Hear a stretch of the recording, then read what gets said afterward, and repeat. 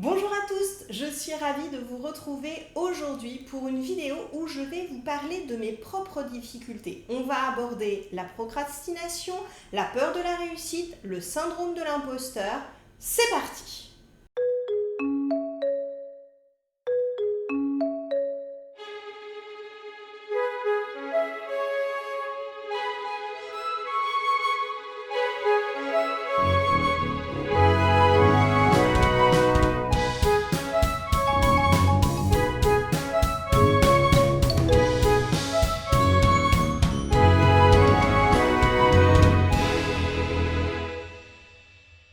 Alors, comme je vous en ai parlé il y a 15 jours, j'ai écrit un guide que j'ai décidé de vous offrir pour l'instant qui s'appelle 11 activités pour mieux se connaître. Je vous remets le lien vers la vidéo dans laquelle j'en parle qui vous explique exactement ce qu'est ce guide et comment je l'ai créé.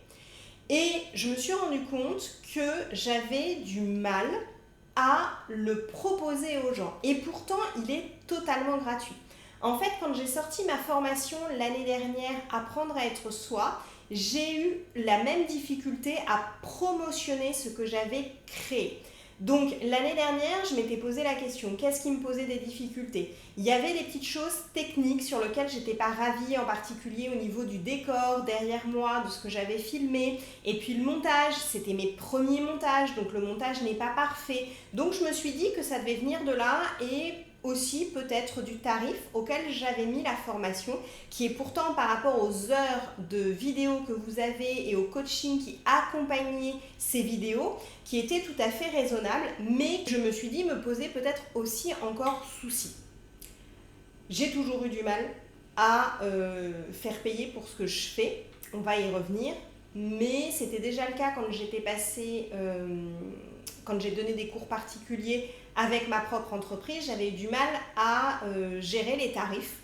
Et c'était des parents d'élèves qui me connaissaient déjà à l'époque, qui m'avaient dit « Mais si, Vanessa, vu la valeur que vous avez, vous pouvez y aller, les tarifs sont tout à fait justifiés. » Et donc je me suis dit que j'avais peut-être encore ce petit problème de caler mes tarifs par rapport, non pas à la valeur que je donne aux produits que j'ai créés, mais par rapport à une fausse idée que je me fais que les gens ne seront pas prêts à payer autant pour mes services. Et donc ça, c'est un véritable travail que je fais sur moi depuis 1 an.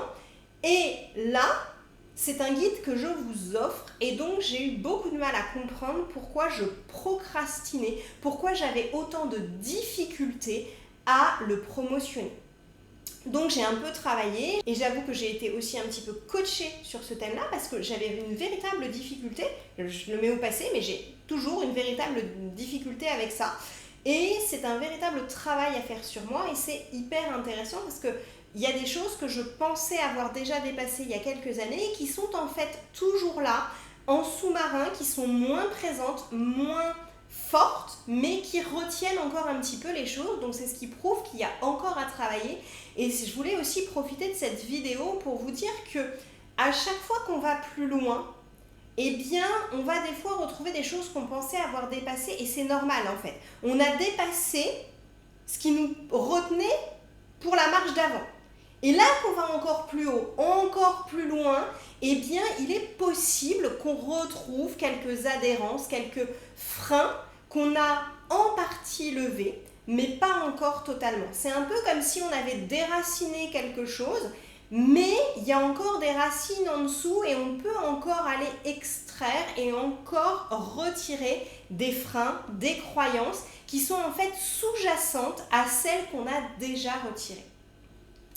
Donc voilà, mon guide que je vous offre, qui était pourtant gratuit, j'avais du mal et j'ai encore un peu de mal à le promotionner sur les réseaux sociaux et même auprès d'amis à qui j'aimerais demander d'utiliser leurs propres réseaux sociaux pour le promotionner et ça aussi j'avais du mal. Donc ça m'a permis de me rendre compte que il y a des choses sur lesquelles j'ai déjà avancé, le fait de demander de l'aide, j'ai avancé par exemple, mais pas encore totalement. Par exemple, je n'ai eu aucun problème à demander à 2 personnes de relire mon guide, mais par contre, j'ai du mal à demander aux gens de mettre en avant ce que j'ai créé. Il y a aussi un syndrome de l'imposteur. Alors, le syndrome de l'imposteur, c'est le fait de ne pas se sentir légitime à faire quelque chose et surtout à se faire payer souvent pour quelque chose. Et là, donc moi, il n'y a pas d'histoire d'argent dans le guide puisque j'ai décidé de vous l'offrir pour l'instant. Il passera peut-être payant plus tard d'ailleurs, parce que à me faire coacher, la question est ressortie du pourquoi tu l'as fait gratuit. Et c'est vrai que peut-être que dans quelques mois, il passera en payant. Mais pour l'instant, je l'offre et j'en suis ravie. Et j'ai quand même un syndrome de l'imposteur. Alors le syndrome de l'imposteur qui est le fait de ne pas se sentir légitime à, il y a des gens, ça les empêche de créer tout court. Moi, ça m'empêche de me rendre visible. C'est-à-dire que tant que mon truc, il est sur mon site, si les gens tombent dessus, tout va bien. Mais par contre, mettre en avant mon travail sur les réseaux sociaux pour le promotionner, c'est là que mon syndrome de l'imposteur est assez présent. Et donc, je vais pouvoir maintenant travailler dessus, comprendre quelle est la croyance sous-jacente qui coince encore à cet endroit-là, puisque je suis, et je l'ai dit dans la vidéo il y a 15 jours, il y a encore quelques mois en arrière, j'aurais eu beaucoup de mal à dire ça sur les réseaux sociaux, mais je suis fière et je suis convaincue de la qualité du guide que j'ai écrit d'un point de vue fond. Je vous l'avais dit il y a 15 jours, la forme, il y aurait des choses encore à remanier pour que ce soit encore meilleur, mais sur le fond, je suis ravie de ce que j'ai fait. Donc, si j'arrive pas à le promotionner, si j'arrive pas à le mettre en avant, c'est que j'ai encore moi une ou des croyances qui m'empêchent de le faire, et je pense que le syndrome de l'imposteur est en partie là chez moi. Et mon syndrome de l'imposteur, souvent c'est une petite voix qui va nous dire que ce qu'on fait n'est pas assez bien ou qu'on n'est pas légitime. Moi, ma petite voix dans mon syndrome de l'imposteur, elle me dit que il y a déjà des gens qui font ça très bien, qu'il y a d'autres coachs, qu'il y a... Et voilà. Et en fait, ma petite voix, mon syndrome de l'imposteur, moi, ce qu'il me dit, c'est il y en a déjà 15 000, les gens n'en ont pas besoin. Et c'est faux, en fait. Comme je vous l'ai dit dans un podcast ou dans une vidéo, je ne sais plus, la manière dont moi je vais dire les choses, ou là, en l'occurrence, pour le guide, c'est un PDF, donc c'est de l'écrit, la manière dont j'ai écrit les choses va parler à certaines personnes, alors que d'autres coachs, d'autres formateurs vont parler du même sujet d'une manière différente, avec des mots différents, et ça ne parlera pas aux mêmes personnes. Donc on a tous notre place en fait. Et pourtant, c'est ce que ma petite voix me dit, ce qui fait que j'ai en partie du mal à promotionner les produits que je crée et pourtant dont je suis convaincue. La deuxième chose qui me bloque, c'est une peur de la réussite. En fait, elle est là depuis longtemps et je l'ai repérée, je sais d'où elle vient et pourtant, ça fait partie des croyances que je n'ai pas encore réussi à dégommer parce que c'est une croyance qui me vient de très loin dans l'enfance et j'avoue que celle-ci, je m'y suis pas vraiment encore attelée et j'ai pas trouvé l'angle par lequel je pouvais attaquer cette croyance parce que mentalement, la part de moi, l'adulte, je dirais, est consciente que c'est une croyance qui vient de l'enfance, qu'elle n'est absolument pas justifiée, et pourtant, je n'arrive pas à dégommer cette croyance d'avoir entendu pendant longtemps mes parents, quand j'étais petite, dire « Oh là là, vu ce qu'il gagne, il a dû magouiller quelque chose ». Et donc en fait, j'ai cette croyance que quand on commence à gagner bien mieux sa vie que la moyenne des gens, c'est forcément qu'on a fait un truc qui n'était pas forcément réglo. Et je sais que cette peur-là, elle est là dans tout ce que je fais. C'est-à-dire qu'à partir du moment où mon chiffre d'affaires va excéder 5 000, 6 000, 7 000 euros, qui sont les objectifs que j'ai, eh bien je vais passer dans une catégorie où j'aurai un revenu qui sera bien plus élevé que celui de ma famille, et je sais que ça bloque. Et je sais que c'est complètement ridicule, parce que je sais que si je réfléchis, si je me pose, je sais que j'aurais pas magouillé et que si je les gagne, je les mériterai. Je sais que mes parents, ma famille, ne penseront pas que j'ai fait quelque chose de mal si je gagne cette somme-là. Et pourtant, j'ai un espèce de plafond de verre qui fait que je ne dépasse pas un certain chiffre d'affaires et que c'est ce qui fait que j'ai du mal à me faire connaître aussi.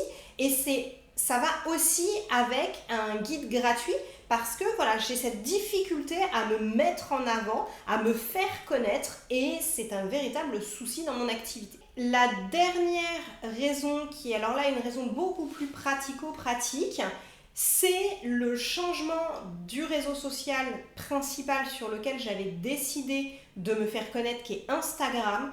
Et j'avoue que le virage pris par Instagram me pose un véritable souci. En fait, j'avais choisi cette plateforme il y a un peu plus d'1 an quand je me suis lancée dans le coaching et les formations parce que c'était des photos, parce que c'était beau, parce que j'avais une idée du feed que je voulais créer.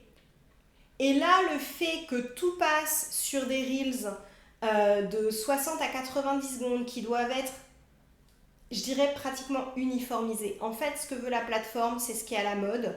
C'est par exemple, en ce moment, ce qui fonctionne très bien, c'est de reprendre des répliques de films et de les adapter à notre sauce. Et franchement, c'est pas mon truc. Moi, j'avais envie de pouvoir vous parler vrai, de pouvoir vous dire ce que j'avais à vous dire avec mes mots, parce que c'est ce que je vous disais, quand on commence à tous dire la même chose, eh bien, on va tous toucher les mêmes personnes, ce qui n'a aucun intérêt. Ce que j'avais envie, c'était vraiment de vous transmettre une part de moi, et c'est devenu impossible sur Instagram. L'algorithme d'Instagram ne va pousser que les reels et les vidéos qui sont avec les musiques à la mode, les dialogues à la mode, les formats à la mode, et c'est pas ce que j'ai envie en fait. Et donc je suis en train de réfléchir pour recommencer sur d'autres réseaux sociaux. Alors je publiais en parallèle d'Instagram sur Facebook, donc le Facebook fonctionne déjà un peu. Je vais peut-être aller voir sur Pinterest parce que Pinterest reste sur de la photo, sur des choses belles. Le problème, c'est qu'avec, je vais avoir beaucoup plus de mal à y mettre du texte. Il va falloir que je retravaille parce que Pinterest n'est pas du tout une plateforme que j'utilise même à titre personnel. Donc il faut que j'aille tout redécouvrir, qui était ce que j'avais fait il y a plus d'1 an sur Instagram. Et franchement, j'avoue que ça me saoule. Et ce que j'ai peur, c'est que toutes les plateformes deviennent aussi uniformisées qu'Instagram. Et franchement, je trouve ça d'un dommage. Et en plus, pour faire des reels de 60 à 90 secondes, c'est-à-dire que les gens vont en regarder entre 40 et 60 par heure, et ils scrollent, et ils scrollent, et ils scrollent, et ils vont avoir rien retenu. Et ça, je trouve ça extrêmement dommage et dommageable. On est en train de faire des créateurs de contenu, on demande aux créateurs de contenu de faire des contenus Kleenex. Et franchement, je trouve ça extrêmement dommage parce qu'il y avait vraiment des gens de qualité qui transmettaient des messages de valeur sur Instagram et c'est complètement en train de changer. Et je sais que je ne suis pas la seule à créer du contenu sur cette plateforme, à me demander comment je vais faire pour rester plus authentique et ne pas simplement faire ce que nous demande Instagram pour être poussé par l'algorithme. Les gros comptes, en fait, sont pour beaucoup en train de créer leur canal Telegram. Ça fonctionne très bien, mais moi, j'ai une communauté qui est beaucoup trop petite actuellement pour pouvoir me permettre de faire ça. Donc, du coup, je suis en recherche et j'avoue que ça me pose aussi problème de créer du contenu pour Instagram alors que je ne sais pas si je vais y rester. Donc, voilà. Quand vous procrastinez sur quelque chose qui pourtant vous tient à cœur, ce guide, j'y ai passé des heures, je sais qu'il a de la valeur, je sais qu'il peut aider des gens et pourtant j'arrive pas à le mettre en avant. Donc quand vous avez quelque chose comme ça que vous procrastinez, soit c'est que vous n'êtes pas dans la bonne direction. C'est-à-dire que si j'avais procrastiné au moment de l'écriture, je me serais demandé si j'étais en train de faire quelque chose qui était aligné avec moi, qui d'après moi avait de la valeur. Mais là, le créer ne m'a posé aucun souci. J'ai des heures de boulot et ça... Voilà, je suis très contente de ce que j'ai fait. Maintenant, la difficulté, c'est de le rendre visible. Et là, donc, c'est pas que je suis pas alignée avec ce que je fais, c'est que je suis pas alignée avec le produit que j'ai créé. Et donc, il a fallu aller chercher en moi quelles étaient les croyances, quels sont les freins, les verrous, les lestes, appelez ça comme vous voulez, qui font que je n'arrive pas à promotionner quelque chose pour lequel j'ai travaillé et dont je suis convaincue. Donc voilà, c'est un petit peu l'idée que je voulais vous donner aujourd'hui en partant de mon cas personnel, parce qu'après tout, c'est encore ce que je maîtrise le mieux. Et comme là, je parle toute seule à ma caméra, je ne peux pas voir ce que vous avez à me dire. Mais c'est quelque chose qu'on peut travailler tout à fait en coaching sur quelques séances, aller trouver les freins, les croyances et voir comment vous pouvez les dépasser et comment vous pouvez avancer et mettre en place un plan d'action que vous allez réellement réussir à mettre en place. Et oui, et j'allais encore oublier de vous le dire, je vous mets en barre d'infos le lien pour télécharger ce fameux guide offert. Voilà, je vous souhaite une belle soirée ou une belle journée en fonction de l'heure à laquelle vous m'avez écouté. Et je vous dis à très vite pour une prochaine vidéo. Au revoir!